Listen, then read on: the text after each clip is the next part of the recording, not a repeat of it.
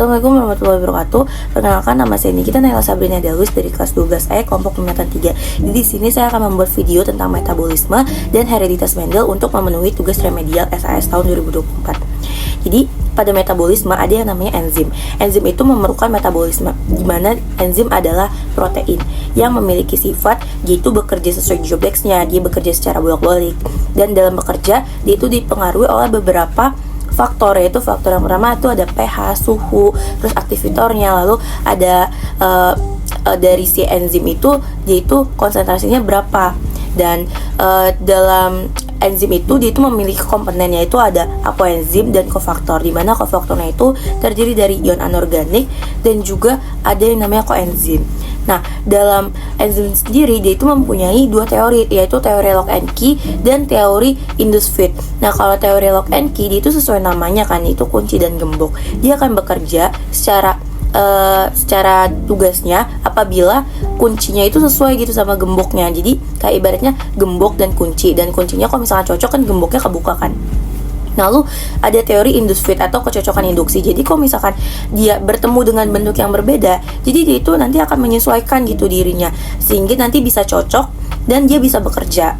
Nah, lalu kan yang tadi enzim itu memerlukan metabolisme. Nah, di metabolisme sendiri dia itu ada dua, yaitu ada katabolisme dan anabolisme. Di mana katabolisme itu yaitu pemecahan senyawa menjadi molekul. Nah, pada katabolisme ini ada dibagi lagi menjadi dua, yaitu respirasi aerob dan anaerob. Di mana dalam respirasi aerob itu dia itu ada 3 tahapan. Yaitu yang pertama itu ada glikolisis. Jadi glikolisis itu simpelnya dia itu terjadi di sitoplasma dan dia itu menguraikan satu glukosa. Dan pada glikolisis itu nanti dia membutuhkan 2 ATP sehingga nanti dia menghasilkan energi yang bersih, yaitu 2 asam pirufat, 2 NADH dan 2 ATP.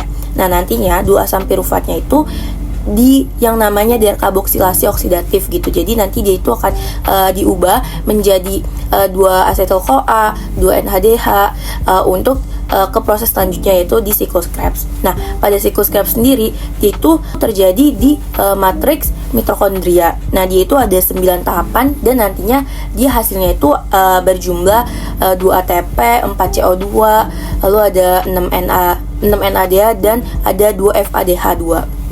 Lalu nanti selanjutnya itu ada yang tahap terakhir, yaitu ada namanya transfer elektron, yaitu terjadi di membran mitokondria. Jadi di sini itu hidrogen yang ada di siklus Krebs itu nanti dia itu bakal menjadi proton dan elektron. Nah, nanti dia itu hasilnya ada 34 ATP. Nah, tadi kan yang di glikolisis itu kan jumlahnya ada 2 ATP. Terus di siklus Krebs itu jumlahnya ada 2 ATP juga. Terus yang di transfer elektron ada 34 ATP. Nah, nanti ATP itu dijumlahkan sehingga hasilnya 38 ATP. Sehingga dalam satu katabolisme glukosa itu akan menghasilkan energi sebanyak 38 ATP. Nah, lalu selanjutnya ada yang namanya anaerob, yaitu pemecahan karbohidrat menjadi energi yang dia itu tanpa oksigen gitu. Nah, pada anaerob ini prosesnya itu lebih sederhana, di mana proses ini tuh dilakukan di organ yang nggak punya oksigen, dan akar tumbuhnya itu dia tuh cenderung terendam air dan bijinya tuh tebal sampai kayak nggak bisa gitu ditembus sama si oksigennya. Lalu di respirasi anaerob ini dia itu menggunakan sel-sel ragi yang ada, dan ada juga bakteri anaerobik juga. Nah, nanti yang digunakan itu ada asam pirufat dan nantinya akan menghasilkan asam magnat. Nah, untuk persamanya itu ada C6H12O6 dengan ragi dan akan menghasilkan 2C2H5OH ditambah 2CO2 dan 21 kal. Nah, pada respirasi anaerob dia itu terbagi lagi menjadi fermentasi, yaitu perubahan enzimatik dari substansi agar bisa menghasilkan produk organik yang lebih simpel gitu. Contohnya ada fermentasi produksi alkohol oleh ragi. Lalu ada juga perubahan alkohol jadi asam asetat atau cuka oleh Acetobacter aceti. Lalu selanjutnya juga ada katabolisme lemak. Nah, dia itu dimulai dengan pemecahan lemak menjadi gliserol dan asam lemak. Dan yang terakhir ada katabolisme protein yang diawali penyusunan asam amino di lambung. Dan itu dilakuin sama enzim protase. Lalu selanjutnya ada katabolisme kan udah. Lalu selanjutnya ada anabolisme. Dimana anabolisme itu penyusunan senyawa sederhana menjadi senyawa yang kompleks. Nah, pada anabolisme ini dia itu terjadi di kloroplast.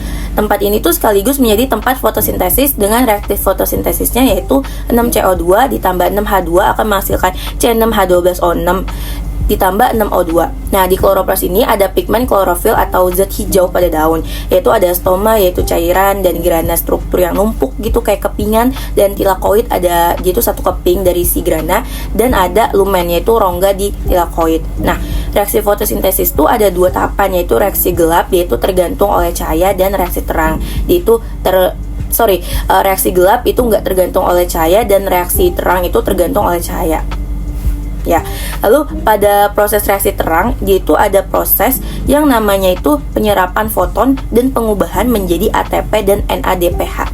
Nah, ini itu terjadi di membran tilakoid dan pada siang hari. Terus zat yang dibutuhkan itu yaitu air. Lalu selanjutnya itu ada reaksi gelap yang terjadi di stoma, yaitu bisa juga disebut Blackman dan ada nama lainnya juga yang lain. Dan yaitu yang dibutuhkan itu ATP, NADPH. NADPH-nya ini tuh dari reaksi terang yang tadi ya, dan ada RUPB. Ini tuh terjadi di siang dan malam hari. Lalu selanjutnya itu ada yang namanya fotosistem, yaitu kayak kumpulan pigmen fotosintesis kayak klorofil A, klorofil B, dan ada karotenoid.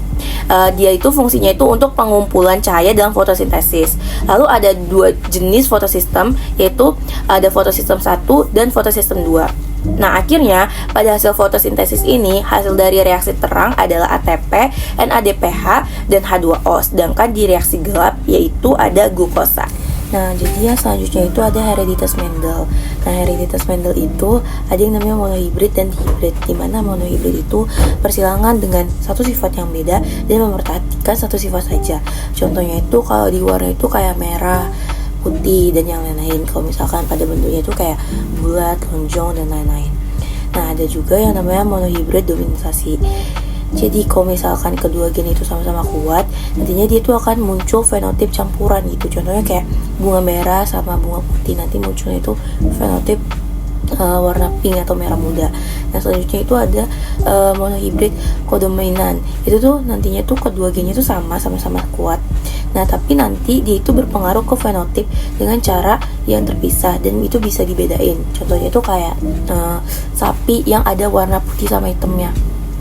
Nah, setelah monohibrid itu ada yang dihibrid, yaitu persilangan yang memperhatikan dua sifat yang beda, misalnya kayak warna dan bentuk pada buah. Jadi nanti ratio fenotip kalau dominan penuh itu 9:3:3:1. Lalu selanjutnya ada test cross. Test cross itu tuh kayak uji silang perkawinan antara F sama individu yang homozigot resesif. Misalnya tikus hitam homozigot itu dia putih kan, terus hasilnya nanti tuh tikus hitam heterozigot. Nah, lalu nanti dilakukan tes cross atau uji silang dengan tikus putih homozigot resesif. Nanti hasilnya itu perbandingannya itu satu tikus hitam berbanding dengan satu tikus putih. Nah, tes cross ini tuh digunakan untuk uji yang namanya kemurnian suatu galur. Nah, lalu selanjutnya ada back cross atau perkawinan balik. Dia itu kayak perkawinan antara F dengan induk jantan atau betina. Misalnya tikus jantan hitam disangkan dengan tikus betina, F-nya itu warna hitam. Nanti dilakukan perkawinan balik lagi dengan induk jantan sehingga semua hasilnya itu warna hitam. Nah, ini tuh membuktikan kalau individu itu kayak punya fenotip sama, tapi dia juga punya genotip yang beda.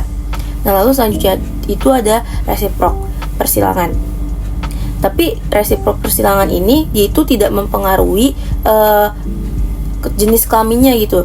Nanti jenis kelaminnya itu pokoknya nanti ujung-ujungnya sama aja pada jenis kelamin betina atau jantan. Jadi kayak misalkan jantannya dominan atau betinanya dominan, nanti hasilnya itu tetap sama, angkanya sama rasionya. Lalu selanjutnya itu ada formula penentuan macam gamet, genotip, fenotip, dan ratio fenotip.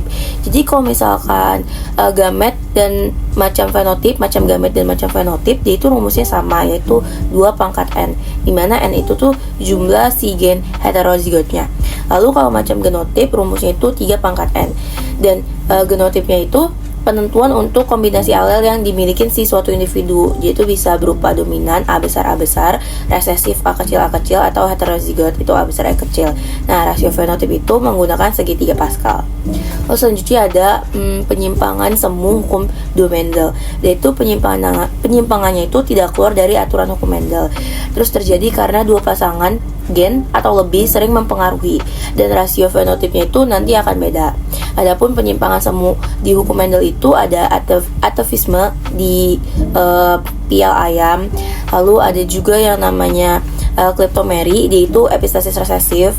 Lalu ada epistasis, itu dia yang menutupi ekspresi gen lain tapi itu sebenarnya bukan alelnya. Terus ada yang namanya polimeri, dia nanti perbandingannya itu 15:1.